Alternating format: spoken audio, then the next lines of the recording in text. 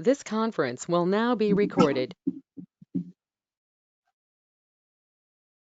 चरक संहिता सूत्रस्थान अध्याय 4 श्लोक क्रमांक 14 हिक्का निग्रहण गण षटी पुष्कर मूल बदर बीज कंटकारिका बृहती वृक्षरूह अभया पिप्पली दुरालभा कुलीर शृंग्य इति दशेमानी हिक्का निग्रहणानि भवन्ति।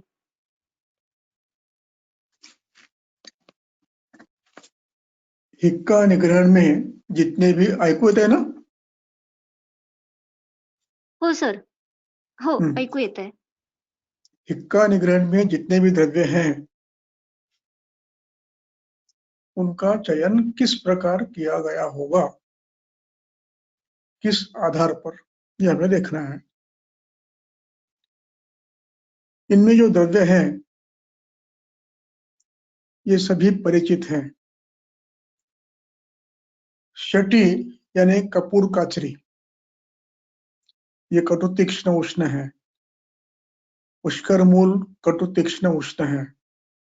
बदर बीज कषाय है। कंटकारी कटु उष्ण है। बृहति कटु उष्ण है। वृक्षरोहा यानी तुलसी, वृक्षरोहा का दूसरा नाम है वृंदा और वृंदा का नाम है अमृतश्रवा अथवा तुलसी। ये कटुतिक्त है, उष्ण है, सुगंधी है। उसके बाद पिप्पली सबको पता है, दुरालभा सबको पता है। पिप्पली कटुतिक्त उष्ण, दुरालभा तिक्त मधुर है, विपाक मधुर है। और कुलील श्रृंग यानी कर्कट श्रृंगी, ये कटु उष्ण है। यानी प्रायः कटु उष्ण द्रव्य का प्रयोग किया है। अपवाद रूप में एक कषाय है और एक मधुर विपाकी दुरालभा है। धनवयास, दुरालभा यानी धनवयास, उसका विपाक मधुर होता है। अब ये चयन किस आधार पर किया जाता है, ये समझने के लिए हमें हिक्का की ये समझने के लिए हमें हिक्का की संप्राप्ति देखनी पड़ेगी। हिक्का का अध्याय है 17वां। 17वें अध्याय में हिक्का की संप्राप्ति और उसके प्रकार हमें देख रहे हैं। उसके बाद हमें ये पता चल सकता है कि ये चयन किस आधार पर किया है। इस पूरे अध्याय का यानी दशेमानी अध्याय जो हम कर रहे हैं, इसका शुरू में मैंने बताया था कि ग्रंथकर्ता की अपेक्षा है कि ऊहन करते इन द्रव्यों का चयन किस आधार पर किया गया है, उसके लिए हमने ये कुछ कल्प दिए हैं। ये इसी प्रकार लेने चाहिए ऐसा आग्रह नहीं है। आपके क्षेत्र में जो मिलते हैं वो लो और जो नहीं मिलते उसके बदले आप अन्य कोई भी ले सकते हो। इसलिए इनका विवेचन, ऊहन हर अभ्यासक को करना अनिवार्य है। उसके बिना इनके चयन की नीति क्या है, पद्धति क्या है, किस आधार पर किया है, ये समझना कठिन बनता है। इसलिए पहले हम ये देखेंगे कि आज इस बहाने हिक्का का अध्ययन थोड़ा सा हो जाएगा, आवश्यक है। यदि हमें इन द्रव्यों को समझना है तो हिक्का समझ के बिना इसकी रट्टम पट्टी करने में कोई लाभ नहीं है। दशेमानी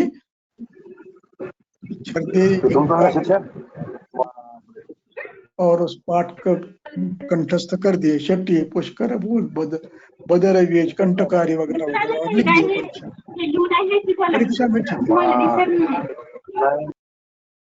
किंतु अध्ययन में पर ये परीक्षा की अध्ययन नहीं है, ग्रंथ की रचना समझने का अध्ययन है, ग्रंथ समझने का अध्ययन है।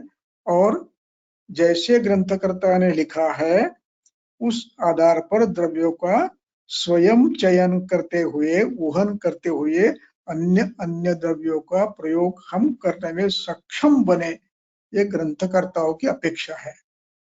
और ये यदि पूरी करनी है तो जिस गण का जो नाम है, जिस व्याधि पर वो काम करता है, वो व्याधि होती कौन सी है, कैसी है, इसका ध्यान अनिवार्य है।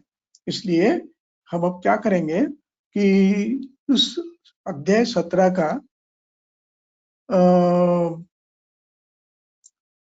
6वां और 7वां श्लोक पहले पढ़ेंगे। पढ़ो।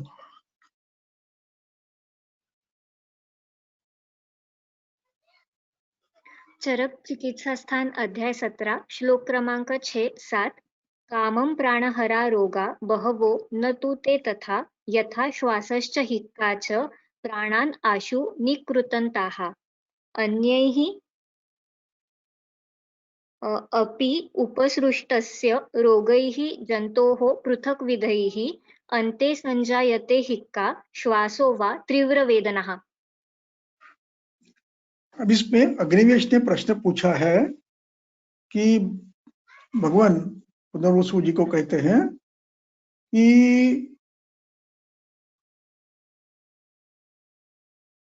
अत्यंत दुर्जय व्याधि कौन से हैं।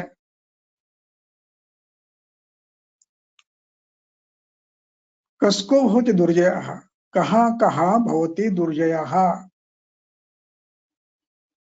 उसका उत्तर दे रहे हैं अत्रेय जी। वे कह रहे हैं कि वैसे तो दुर्जय बहुत हैं, किंतु 2 रोग ऐसे हैं कि जो सबसे बलवान है, यथा श्वासश्च काशश्च, ये प्राणों को शीघ्रता से नष्ट करने वाले हैं। निकृन्ततः, ये यहाँ पर निकृन्ति,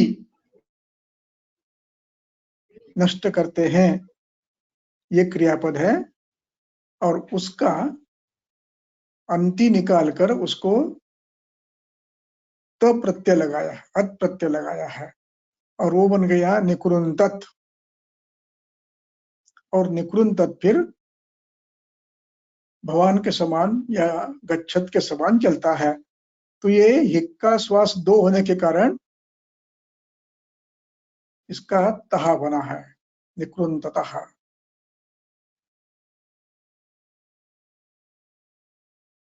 तो ये वक्रधावी है।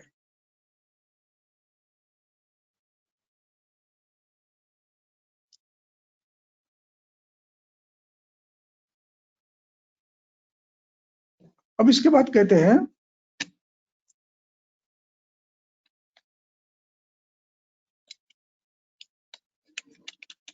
हाँ, ये बहुवचन है, निकृन्ततः बहुवचन है, द्विवचन नहीं है। अब आगे कहते हैं अन्यैः अपि उपसृष्टस्य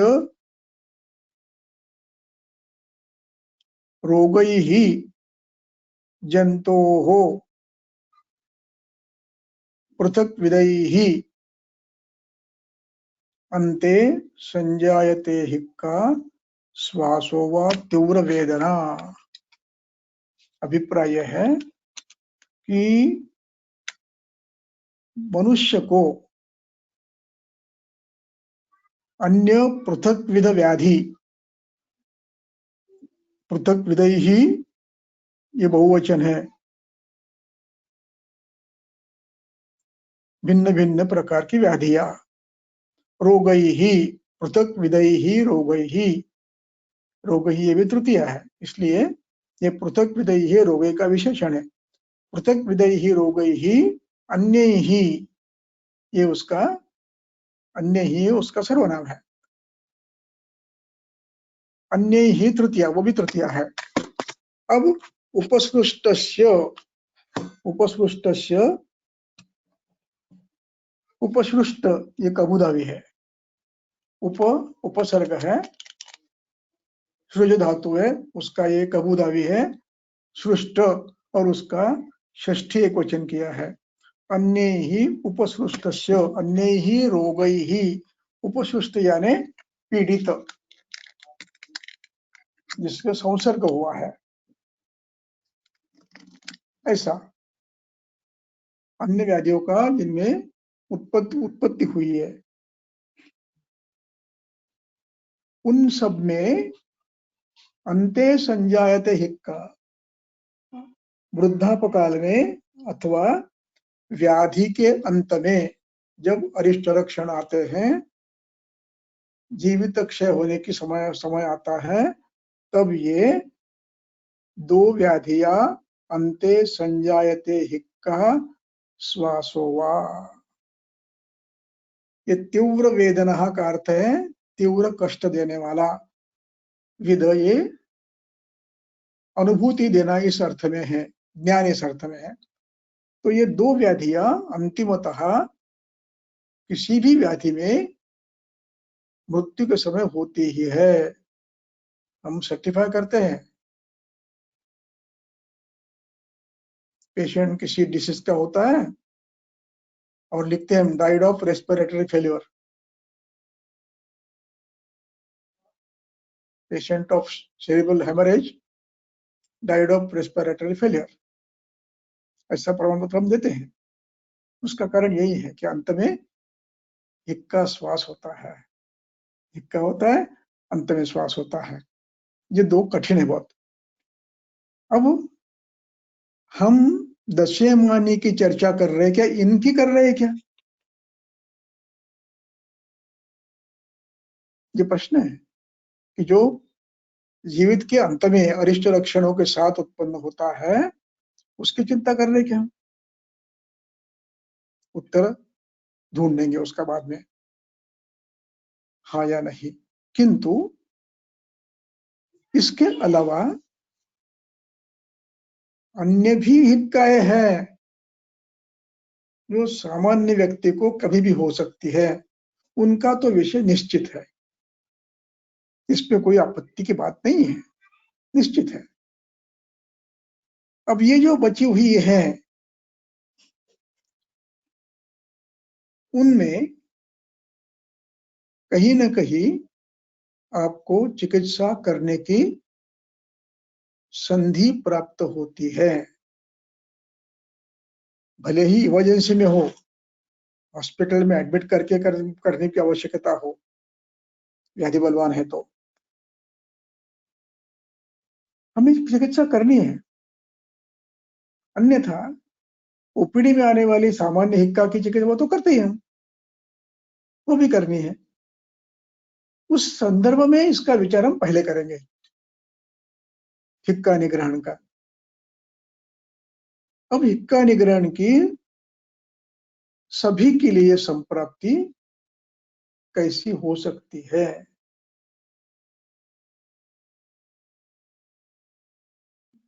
बलवान व्याधियों की संप्राप्ति भिन्न है, अन्य व्याधियों की संप्राप्ति थोड़ी भिन्न है। सामान्य तौर पे बलवान व्याधि की वर्णन ग्रंथकार करते हैं, उत्कटतम का वर्णन ग्रंथकार करते हैं पहले, इसलिए उन्होंने कहा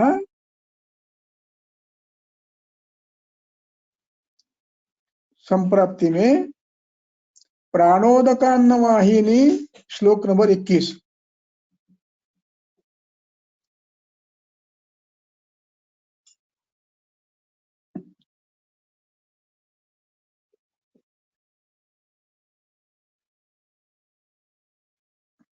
प्राण उदक अन्नवाहिनी स्रोतांसि स कफो अनिलाः हिक्काः करोति संवृद्ध्य तासां लिंगं पृथक् शृणु क्षीणमांस बल प्राणतेजसाः स कपोनिलाः गृहीत्वा सहसा कंठम् उच्चैः घोषवतीं भृशं करोति सततं हिक्काम् एक द्वि त्रिगुणं तथा प्राणः स्रोतांसि मर्माणि संवृद्ध्य उष्माणमेव च संज्ञां उष्णाति गात्राणां स्तंभं संजनयति अपि मार्गं च एवान्नपानानां उद्यूयपहत साश्रु विप्लुतनेत्रस्य स्तब्ध शंखच्युतभ्रुवाः बस सप्त। ठीक है, ज्यादा पढ़ लिया। हिक्का की उत्पत्ति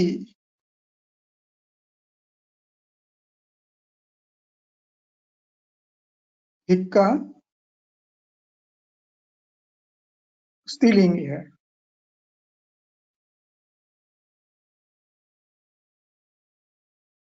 तासाम स्त्रीलिंग षष्ठी बहुवचन है। हिक्का माला समान चलता है, माला माले मालाः। हिक्काः करोति, कौन करता है? सकपो अनिलः, कैसे करता है? प्राणोदकान्नवाहिनी श्रोतांसि संरुध्य, अथवा प्राणवः अथवा उदकवः अथवा अन्नवः, इनमें से किसी एक में एक स्रोतस में अवरोध उत्पन्न होता है।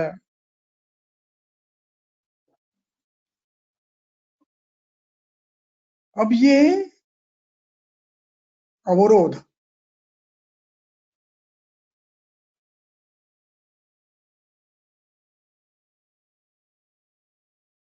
जब जब होता है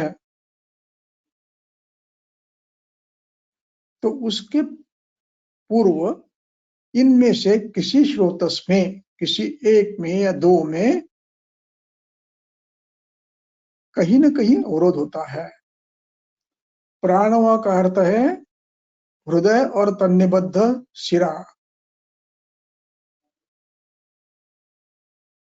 हृदय प्राणव का मूल है और तन्निबद्ध शिरा यानी स्रोतस ये भी उसका मूल है। दशजनमन्यः, तो इनमें से कहीं न कहीं अवरोध उत्पन्न हुआ, अथवा उदकवह में, उदक में रस, रक्त, मूत्र, स्वेद, अन्य द्रव धातु, इनमें श्लेष्मा के द्वारा अवरोध उत्पन्न होता है। अब श्लेष्मा का अर्थ है स्वतंत्र परतंत्र दोनों, स्वतंत्र कुपित और पर अवरोध उत्पन्न होता है। और यह अवरोध उत्पन्न होने के बाद व्याधि उत्पन्न होती है। और व्याधि उत्पन्न होते समय ये रसवह अथवा रक्तवह अथवा उदकवह अथवा मूत्रवह में जो अवरोध है, इनमें उनमें से बहने वाला द्रव धातु पीछे संचित होता है। पीछे संचित होता है, वहां पर स्रोतसों का आयाम बढ़ता है, उसमें से ओजिंग होता है, श्रावण होता है। फिर ऐसे बढ़ते बढ़ते पीछे पीछे पूरे शरीर में ये फैलना प्रारंभ होता है।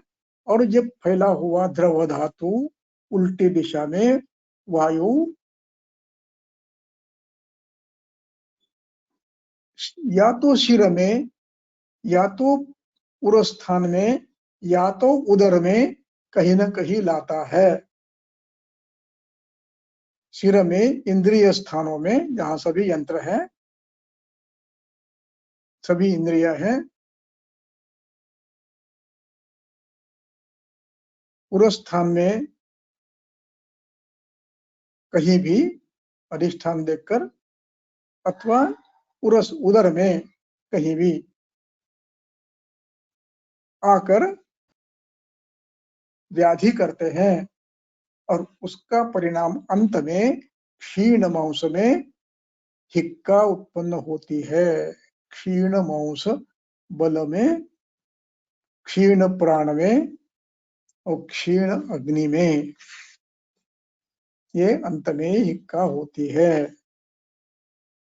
ये प्रमुख संप्राप्ति है।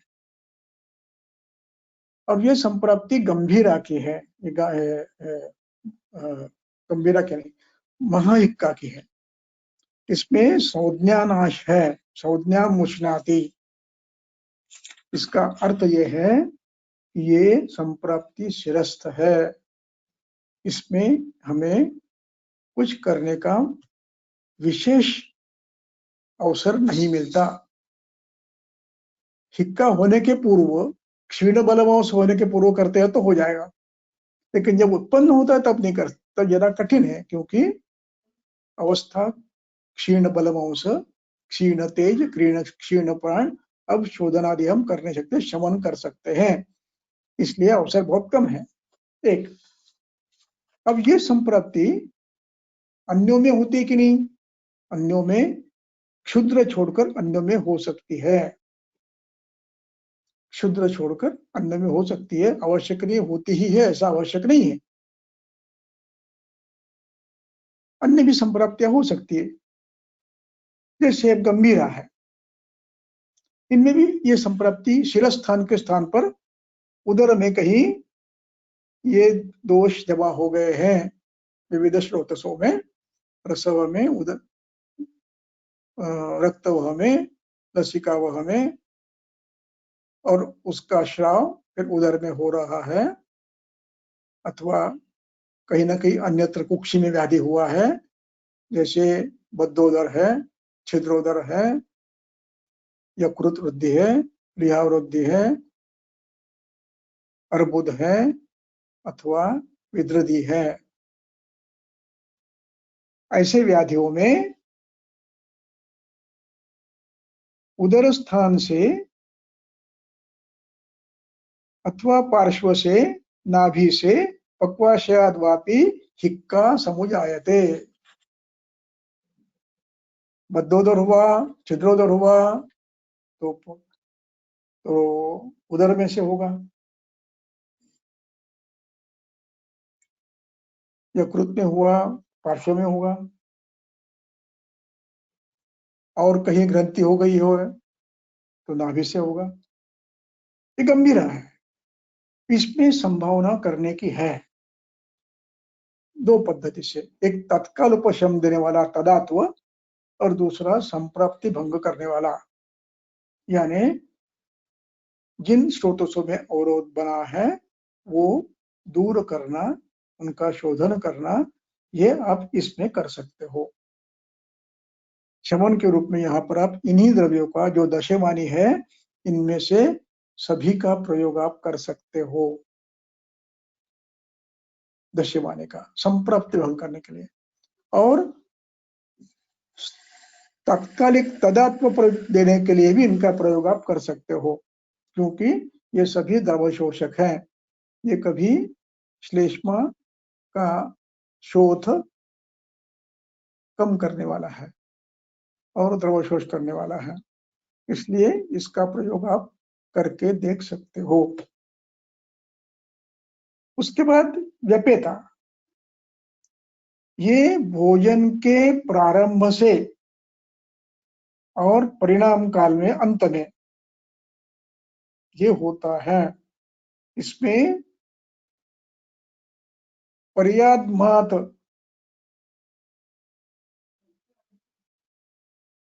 यानी महाश्रोतस में दोषों के संचय से ये उत्पन्न होता है। ये भी बलवान होती है, लेकिन उतनी नहीं।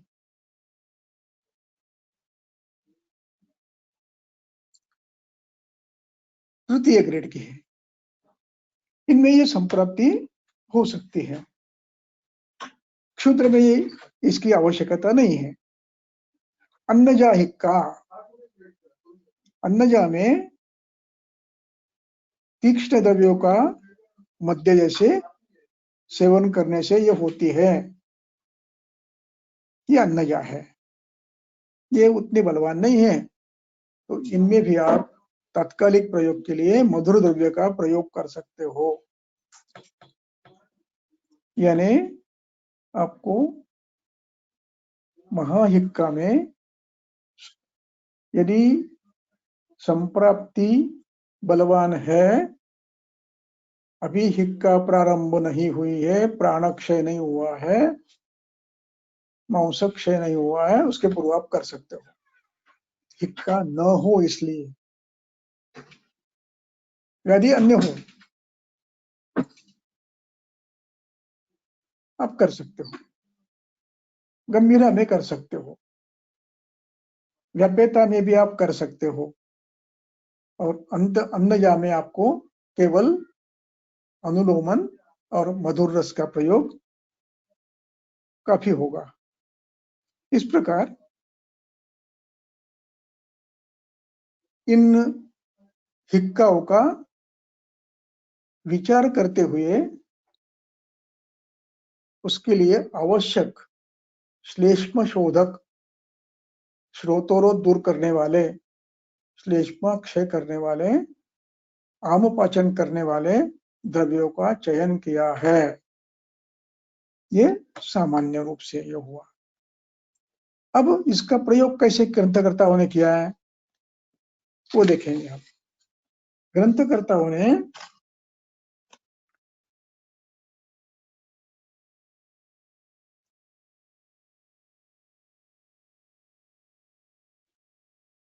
देखिए श्लोक नंबर 123 में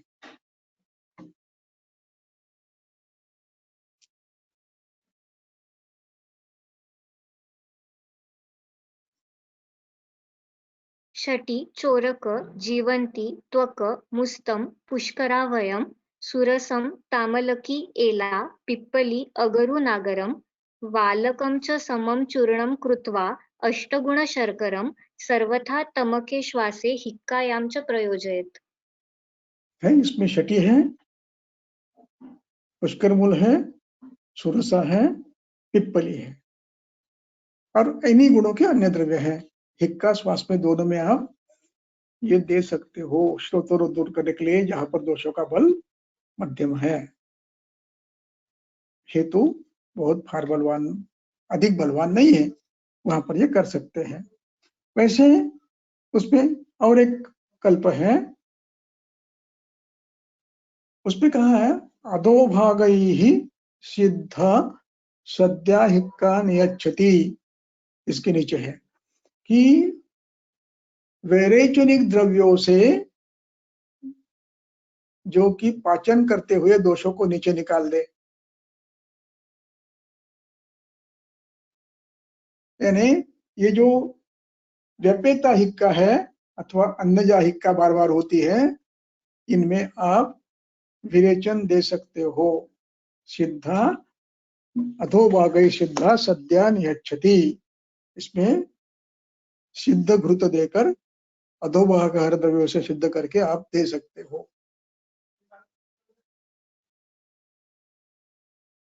ये यानी इस प्रकार आप इनका प्रयोग कर सकते हो जहां संभव है वहां आप। अब इनमें एक चीज और महत्व की है कि ग्रंथकर्ताओं ने श्वास और हिक्का की संप्राप्ति समान होने के कारण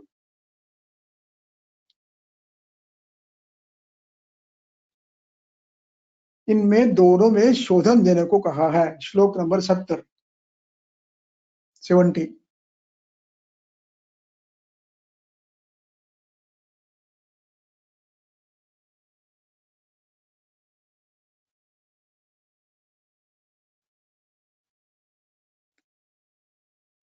कारणस्थानमूलै हाच न सर, मूलैक्यात् एकमेव चिकित्सितं द्वयोः अपि यथा दृष्टं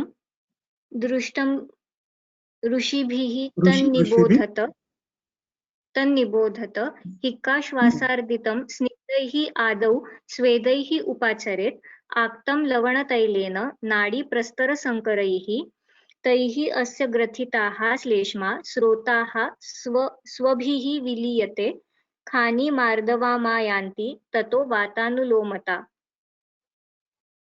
अब देखिए बस ठीक है, दोनों की संप्राप्ति एक ही है। श्लेष्मा प्रधान अभिषंद प्रधान भावों का देश कालादि का विचार न करते हुए लगातार सेवन करने से प्राणवह अथवा उदकवह अथवा अन्नवह मूत्रवह, इनमें कहीं न कहीं अवरोध उत्पन्न श्लेष्मा के होते हैं। तो उसके लिए कहते हैं कि पहले इनको वमन दे दो, वमन का विधि दिया है। पूरा स्वेदन करो शरीर का, शंकर नाड़ी अथवा प्रस्तर इनसे स्वेद करो, इससे उनका श्लेष्मा विलेत हो जाएगा और फिर उनको श्लेष्म उत्क्लेश करने वाला आहार दो और वमन दे दो पहला। उसके बाद फिर आवश्यक हो तो आप विरेचन दे सकते हो, दोनों देने के लिए कहा है। अब इस प्रकार ये चिकित्सा पहले करनी है जिनको शक्य करना संभव है, अन्यथा इनको इन कटु द्रव्यों से सिद्ध यूष, आहार, मांसरस और औषधियां देकर आप ये श्रोतोरोध दूर कर सकते हो। ये ग्रंथकर्ता का अभिप्राय है। ये सद्य शामक के रूप में प्रयोग कर सकते हो, लेकिन उससे ज्यादा इसका अभिप्राय इस श्रोतोरोध दूर करने वाली औषधियां है। अब सद्यों के लिए क्या करना है, तो ग्रंथकार कहते हैं सद्यों के लिए श्लोक नंबर 137।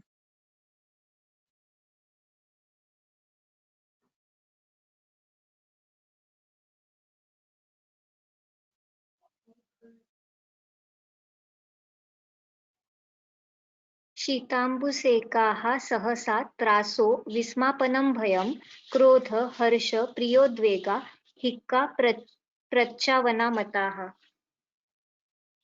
सहसा उसको अकस्मात उसके शरीर पर क्या करो, ठंडा पानी डालो।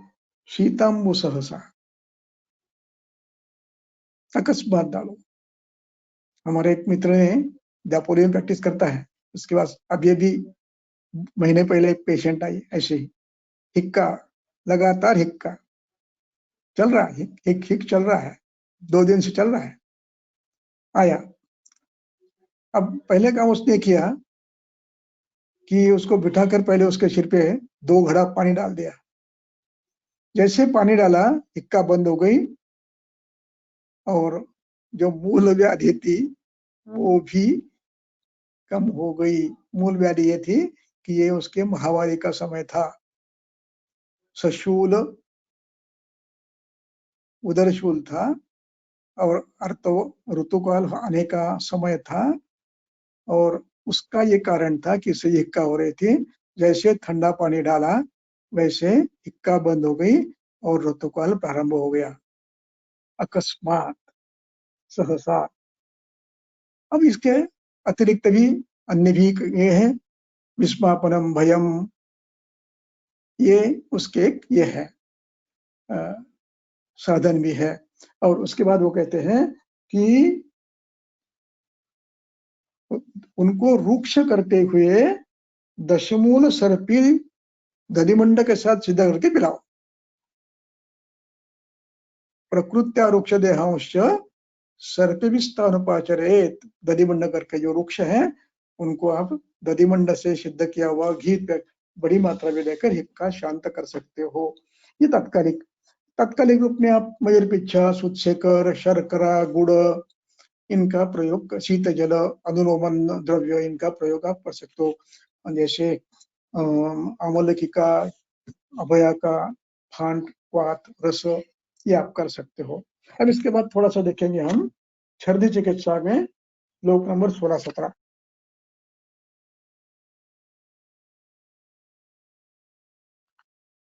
20वां अध्याय, अध्याय 20।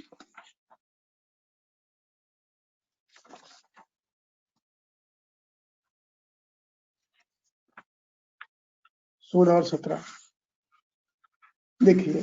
16 और 17 में ये हमने एक बार भी देखा है, पहले भी देखा है। तो इसमें वर्णन है कि इन वीट स्वेद मूत्र अंबुवह में अवरोध उत्पन्न होने से उत्सन्न दोषस्य समाचितम तम नरस्य कोष्ठात् त्रुट श्वास हिक्का उत्पन्न होता है। और ये अवस्था, इन कारणों से अवस्था महाश्रोतस में आ सकती है और वहां पर आप चिकित्सा कर सकते हो। वैसे मूत्र बम भी आ सकती है, कभी कोई मूत्रावरोध हो बलवान तो आप वो भी कर सकते हो। ऐसे विविध कारणों से उत्पन्न वाली एक गंभीरा और महा एक का छोड़कर गंभीरा, दूसरी क्या नाम उसका याद नहीं आ रहा, व्यपेता, अन्नजा, इनमें आप चिकित्सा 2 पद्धति से कर सकते हो। एक तत्काल विस्मापन, सहसा शीतोदक डालना अंग पे विस्मापन, और शमन के लिए कटोरस का उपयोग, और आवश्यक हो तो शोधन, इतना आप कर सकते हो। और बहुत ही क्षुद्र है तो आप शर्करा, मधुष्टि, मयूरपिच्छा आदि का प्रयोग कर सकते हो। ये हुआ छर्दिग्न गण की रचना। किसी भी व्याधि के गणों का निर्माण करते समय इतना विचार ग्रंथकार करते हैं। अब आएंगे हम हमारे मूल अध्याय पर। चलो।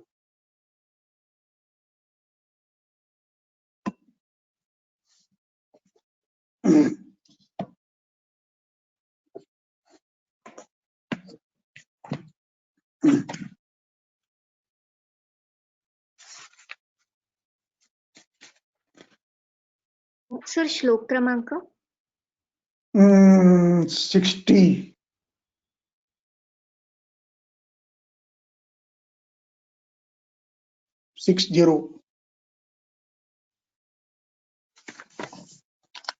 चरक संहिता सूत्रस्थान अध्याय 7 श्लोक क्रमांक 60। आहार आचार चेष्टासु सुखार्थी प्रेत्य च इह च परम प्रयत्नम आतिष्ठेत बुद्धिमान हित सेवने। अब यहाँ पर पहले हम दूसरी पंक्ति लेंगे। परम, परम का अभिप्राय है श्रेष्ठतम। प्रयत्नम यानी क्रिया। आतिष्ठेत, इसमें औपसर्ग है, स्था धातु है, स्था तिष्ठति, इसका ये विध्यर्थ है, एक वचन है। ये सूचनात्मक है, आदेशात्मक है, आशीर्वादात्मक है, गत्यात्मक है, करना चाहिए इस अर्थ में है विध्यर्थ। किसके लिए कहा है? बुद्धिमान व्यक्ति के लिए कहा है, यानी हमारे लिए कहा है, मंद बुद्धि के लिए नहीं कहा है। बुद्धिमान पुरुष क्या करे? प्रयत्न, परम प्रयत्न आतिष्ठित, आतिष्ठित यानी करे, तिष्ठ का अर्थ तो रुकना है, आतिष्ठित यानी वहां तक पहुंचना, शुरू करना और काम पूरा होने तक करना, इसलिए आतिष्ठित। किसमें? हित सेवने, जो हितकर है उसी का सेवन करेंगे। प्रपरीक्ष, प्राज्ञ प्रपरीक्ष का सेवन करता है। देखा हमने 28 अध्याय में, 28 अध्याय में देखा, प्रपरीक्ष का वो प्राज्ञ होता है, हित सेवन में परीक्षा करके वो गलती से भी नहीं करता है। लेकिन जो अज्ञ होते हैं वो प्रिय लौकिका, प्रिय है वही करते हैं, नहीं करना है। बुद्धिमान व्यक्ति ने परम प्रयत्नम आतिष्ठित, उच्च दर्जा का प्रयत्न करना है, कष्ट करना है। किसमें? हित सेवने। क्यों करना है? सुखार्थी,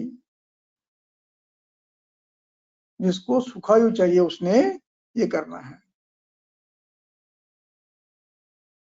अब सुखायु प्रेत्य च इह च, इह च और प्रेत्य च। अब प्रेत्य च का अर्थ यह है कि जीवन मुक्त होना है, जीवित अवस्था में मुक्त होना है, यानी विरक्त होना है। मैं पंचभूत देह, देह बुद्धि का नाश करना है, तो उसी का नाम मुक्ति है। इसको विदेह मुक्ति कहते हैं। शुक मुनि विदेह मुक्त थे, जन्म में थे, मरने के बाद मुक्ति ये भिन्न वस्तु है। लेकिन जिनको उत्कृष्ट वैराग्य प्राप्त हुआ है उनको इसी जीवित अवस्था में मुक्ति मिलती है। मुक्त होते हैं वो। अब इसके लिए क्या है? आहार, आचार और अपनी पूरी चेष्टाएं कैसी करनी है? हित का रखो, कहीं भी गलती न हो, मानस भाव में न हो, वाचिक भाव में न हो, शारीर भाव में न हो। यम नियमों का पालन सविस्तर रूप से हो, सद्वृत्त का पालन ठीक ढंग से हो, सताम उपासना ठीक ढंग से हो, अप्तोदेश का पालन ठीक ढंग से हो। ये प्रयास शुरू से ही करना है। जैसे गुरुकुल में प्रवेश होता है, वहां से प्रारंभ करना है। इसलिए परम प्रयत्नमातिष्ठेत, बुद्धिमान हित से बने सुखार्थी, अत्यंतिक सुख के लिए और शारीरिक सुख के लिए ये करना अनिवार्य है। अब इसमें आचार वगैरह का जो विधान है वो सदुत्तर में आगे बताने वाले हैं। थोड़ा सा इसमें बताया था, लेकिन शेष रूप में वो आगे बताएंगे। इसके बाद का सूत्र पढ़ो। चरक सूत्रस्थान अध्याय 7 सूत्र क्रमांक 61। न नक्तं दधि भुंजीत न च अपि अघृतशर्करं न अमुद्गयुषं न अक्षौद्रं न उष्णं न आमलकैः विना ज्वर अश्रुक् पित्त विसर्प कुष्ठ पाण्डवामय भ्रमान् प्राप्नुयात् कामलां च उग्रां विधिं हित्वा दधिप्रियः।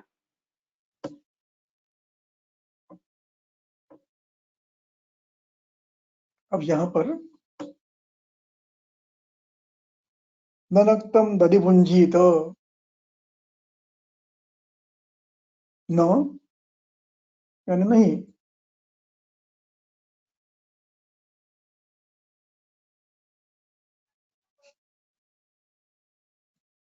दधि भुंजीत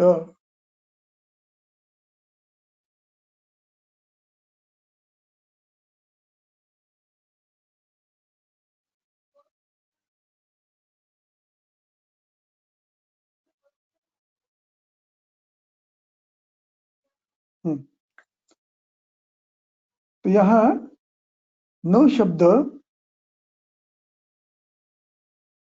प्रत्येक बार अलग अलग लगाया है। तो दधि सेवन न करे, कब न करे? नक्तम,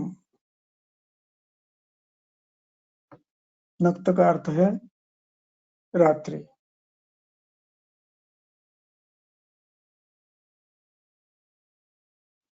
और इसका दूसरा अर्थ निकलता है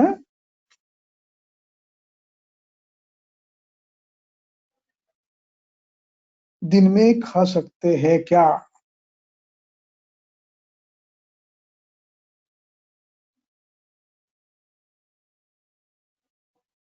उसका अर्थ निकलता है अर्थापत्ति से। रात्रि में नहीं खाना, इसका तो दिन में खा सकते हो। हाँ, खा सकते हो, लेकिन उसका नियम है, नित्य नहीं खाना है। नित्यम नो, भागवत का वाक्य है। नित्य सेवनीय पदार्थ नहीं है वो, हित सेवनीय पदार्थ नहीं है। जब कभी खाना हो, दिन में खाना है।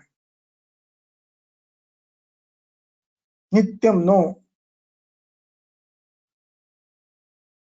और जब खाना है तो उसकी पद्धति क्या है?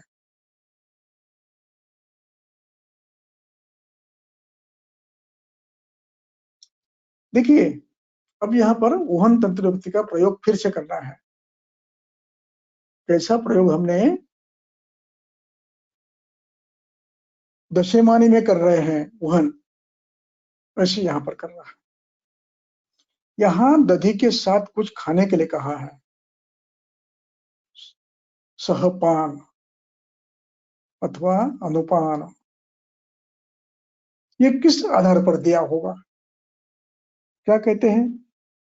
यदि खाना ही है, न च अपि अघृत शर्करम, घृत डाले बिना, शर्करा डाले बिना नहीं खाना है। क्यों? अनुपान और सहपान नित्य विपरीत होने चाहिए। जिस द्रव्य का आप सेवन कर रहे हैं उसके विपरीत गुण का होना चाहिए। ये उष्ण है, विदाही है, इसलिए घृत और शर्करा इनके साथ खाना है, विपरीत। नित्य अनुपान और सहपान ये विपरीत होना चाहिए। देखिए 27वां अध्याय निकालिए, सूत्र स्थान 27।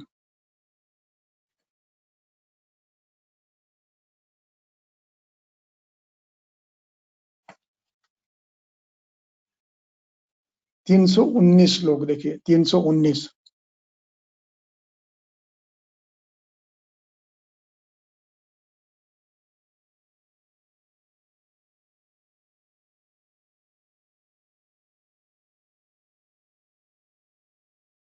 चरक सूत्र सन अध्याय 27 सूत्र क्रमांक 319 यद आहार गुणैः पानं विपरीतं तदिष्यते अन्न अनुपानं धातूनां दृष्टं यत् न विरोधी च।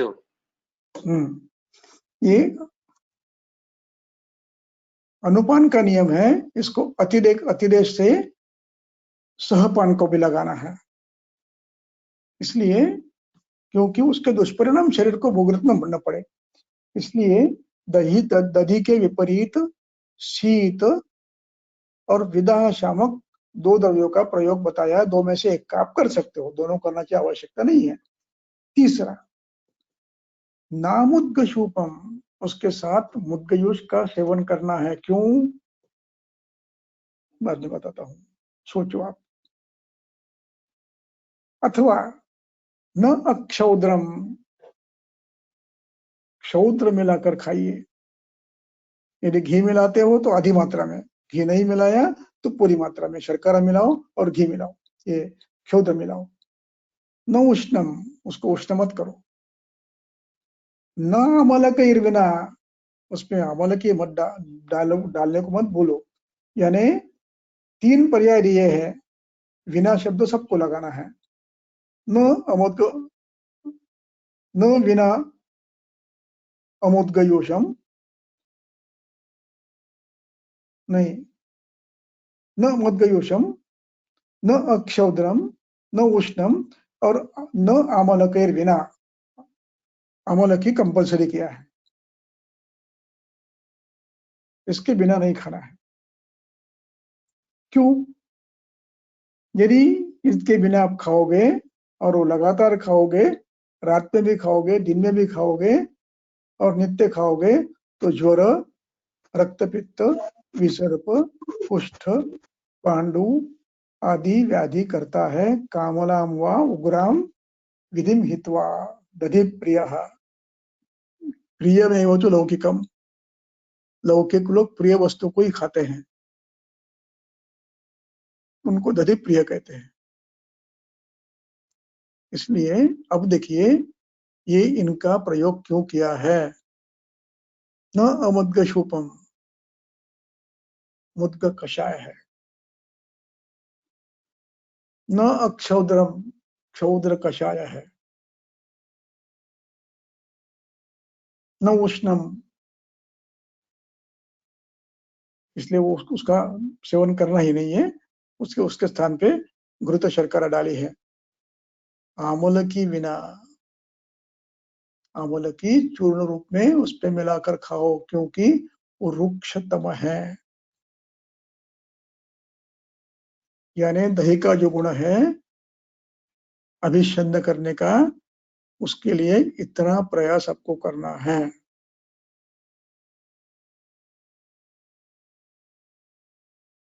ये उदाहरण मात्र दिया, ऐसे अन्यों के बारे में आप कर सकते हो।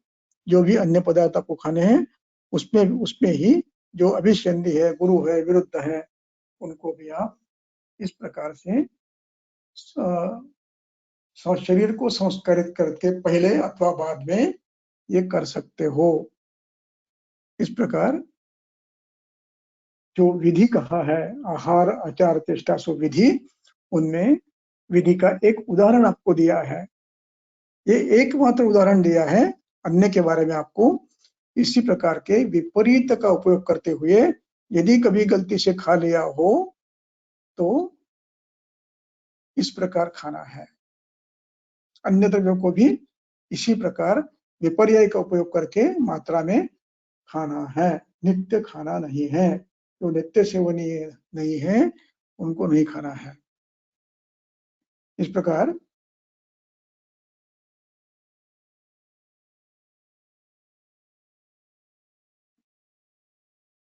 अब इसके बाद समारोप करते हैं अध्याय का। पढ़ो।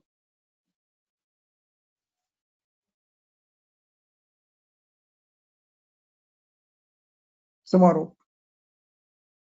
चरक सूत्रस्थान अध्याय 7 सूत्र क्रमांक 63 तत्र श्लोकाः वेगा वेगसमुत्थाश्च रोगाः तेषां च भेषजं येषां वेगा विधार्याः च यत् अर्थं यत् हितम् अहितं यत् हिताहितम् उचिते च अहिते वर्ज्ये सेव्ये च अनुचिते क्रमः यथा प्रकृति च आहारो मलायन गदौषधम् भविष्यताम् अनुत्पत्तौ रोगाणाम् औषधं च यत् वर्ज्याः सेव्याश्च पुरुषा धीमता आत्मसुखार्थिना विधिना दधिसेव्यं च येन यस्मात् तद् अत्र त्रिजः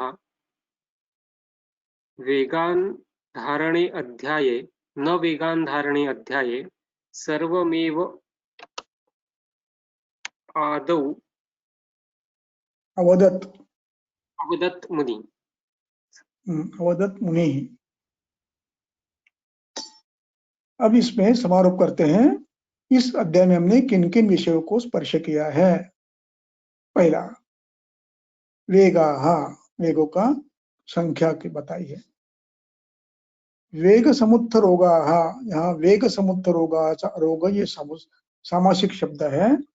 वेग समुत्थ का अर्थ है वेगावधारण समुत्थाः रोगाः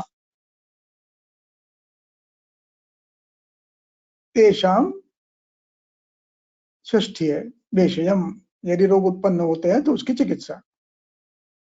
और विधार्याश्च, विधार्या ये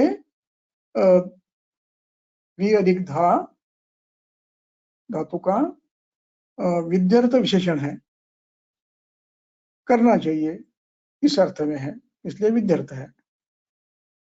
वेगाः येषां विधार्याः, जिन भावों के वेगों का अवरोध कर सकते हो, नहीं करना ही चाहिए, क्रोध इत्यादि का।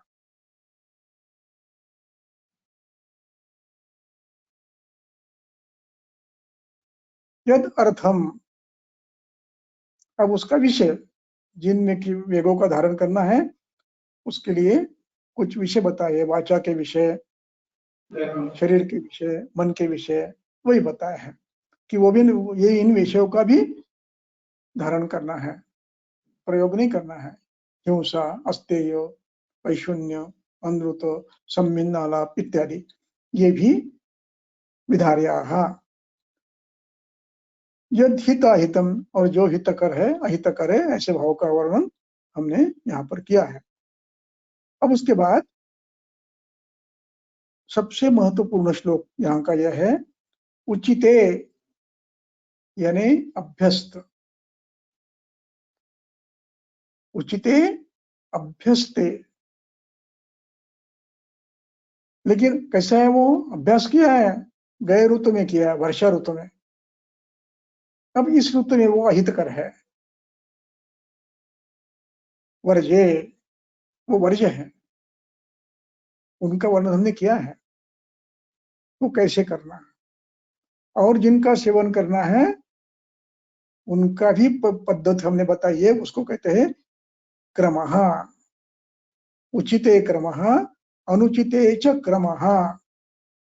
उचिते वर्जे क्रमः, उचिते सेव्ये क्रमः, उचित वर्ज्य करने का क्रम और अहित के क्रमशः सेवन का क्रम हमने यहाँ पर बताया है।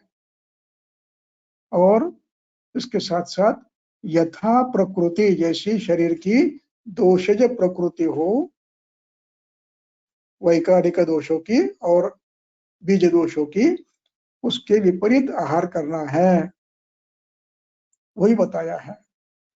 और फिर मलायनों के जो खास करके स्वस्थ वृत्त के संबंध में मलायन है, उनके विषय में चिकित्सा का भी ये किया है, चर्चा की है।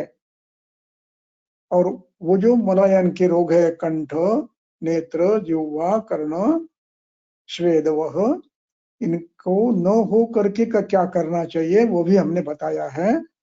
और यदि रोग उत्पन्न होते हैं तो औषध करना, वही बताया है। और धीमान व्यक्ति ने किन पुरुषों का सहवास करना है और किन पुरुषों का सहवास वर्ज्य करना है, ये भी हमने बताया है। सेव्याश्च वर्जाः च पुरुषा, वो मुनि अत्रि ने सब बताया है। विधि, उसके बाद विधिना दरिसेव्यम,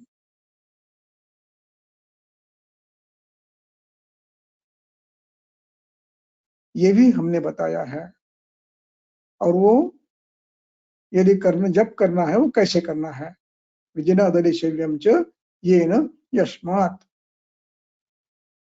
और नवेगान्धारणे अध्याये सर्वम एतत् अवदत् अत्रियः। अत्रिज, ये अत्रेय ऋषि का नाम है। अत्रिद्भवा अत्रेयाः, ये कृदंत तदित प्रत्यय है। तो वे नवेगान्धारण्य अध्याय में अत्रेय मुनि ने ये सब इस अध्याय में एकत्रित करके आपको सामने रखा है। इस प्रकार यह अध्याय यहाँ पर समाप्त होता है। और अब शरद आने वाला है, तो शरद में शोधन यदि करना है तो किस ऋतु में करना, उसका वर्णन चक्रपाणि ने श्लोक नंबर 50 के नीचे दिया हुआ है, वो पढ़ लो और उस आधार पर करना है। अभी प्रारंभ नहीं करना। अभी शरद का पूर्व का 15 दिन का समय है, उसके बाद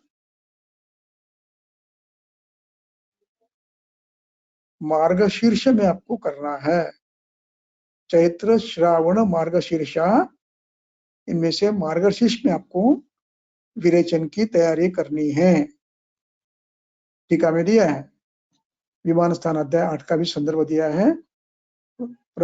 पौषस्य प्रथमः मार्गशीर्षः, तो उसमें आपको गमन की तैयारी करनी है। अब ये जो है, इसमें मध्यम मार्ग भी आप निकाल सकते हो।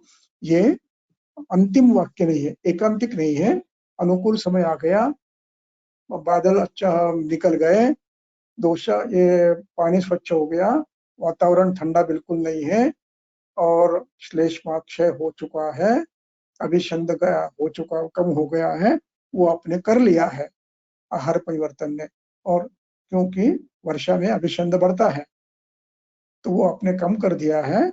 और आप अब निरभ्र आकाश रहने वाला है, दुर्दिन बिल्कुल नहीं रहने वाला है।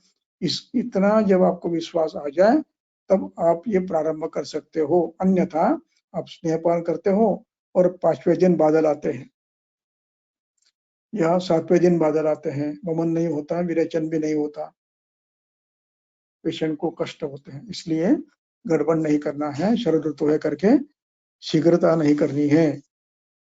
जिसको कहते हैं मार्गशीर्ष का प्रारंभ होने के पहले आप शुरू कर सकते हो। चलो यहाँ समाप्त करते हैं, प्रश्न है तो पूछो।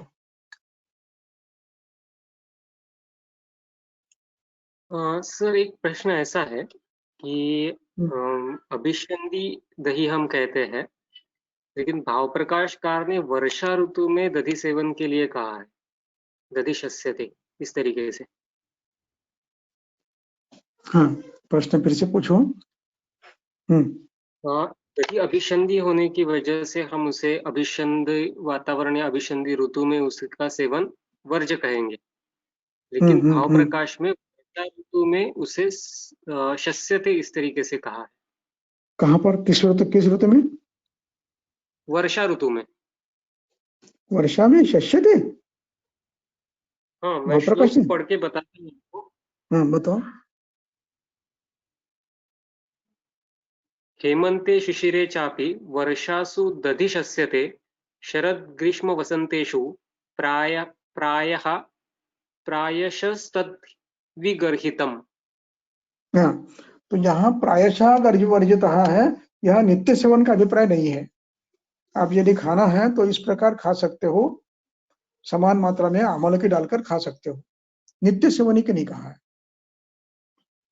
क्वचित कभी आपको दुर्दिन नहीं है और कुछ ऐसा खाना बनाया है कि जिसके साथ दही का प्रयोग करने की इच्छा हो गई, आप कर सकते हो, एकांतिक वर्जन नहीं है। लेकिन ये करते समय मधु, आमलकी, शर्करा इतना डालो, घी मत डालो। ऋतु के अनुसार घी नहीं डालना यहाँ पर। आमलकी अच्छी मात्रा में डालो, शर्करा डालो और मधु डालो और अनुपान रूप में मुद्गयुष लो, खा सकते हो, नित्य नहीं है, यदा कदा।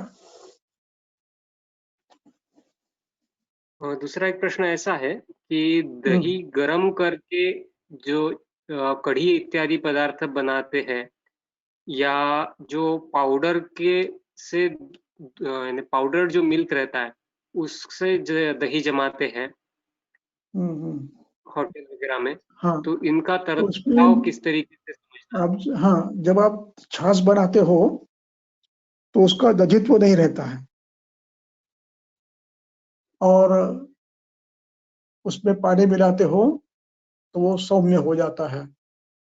इसलिए मात्रा में उसकी खड़ बनाकर यानी संस्कार करके आप खा सकते हो, क्योंकि एक तो थोड़ा सा अभिसंध कम कर हो गया है, आपने उसको इमल्सिफाई किया, अच्छी तरह से मंथन किया है और उसमें पानी भी डाला है और पानी डालकर उसके आपने अभिसंध, जो मूल अभिसंध है वो कम कर दिया। उदक है लेकिन अभिसंध कम, अभिसंध गुण अन्य है और उदक भिन्न है। उदक संस्कारित डालना है, उबालकर ठंडा किया हुआ, और उसमें भी संस्कार करना है, उस पर उसमें ऐसे दबे डालना है जो कि उसके शीत गुणों को अथवा कंठ ग्रह करे, इन गुणों को नष्ट करने के लिए उसमें आप चने की दाल मिलाते हो, अदरक मिलाते हो, मरीच मिलाते हो, लवंग मिलाते हो, खाते हो। इस प्रकार कभी कभी खा सकते हो।